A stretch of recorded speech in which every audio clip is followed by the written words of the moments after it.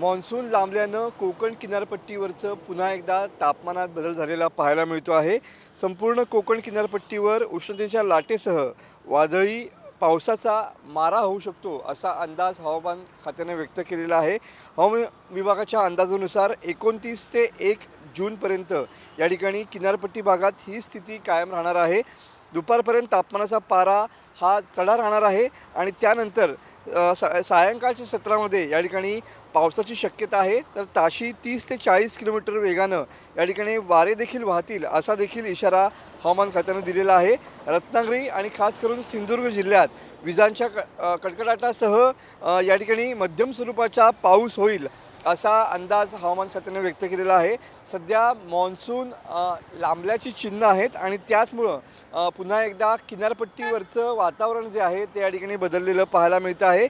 समुद्राकडून येणाऱ्या बाष्पयुक्त वाऱ्यामुळं हवेतील कोरडेपणा या ठिकाणी वाढलेला पाहायला मिळतो आहे.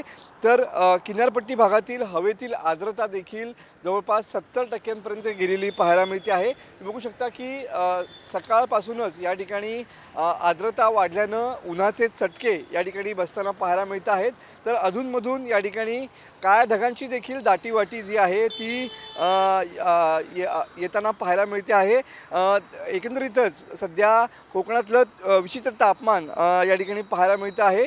सकाळच्या सत्रात या ठिकाणी ऊन तर संध्याकाळनंतर ढगाळ हवामान अशी विचित्र परिस्थिती सध्या कोकणवासीय अनुभवताना पाहायला मिळत आहेत.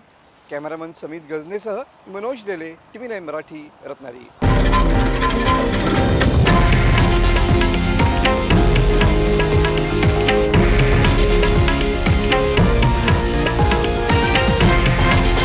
हे आहे देशातील नंबर 1 न्यूज नेटवर्क आणि आपण पाहत आहात TV9 मराठी, एकमेव.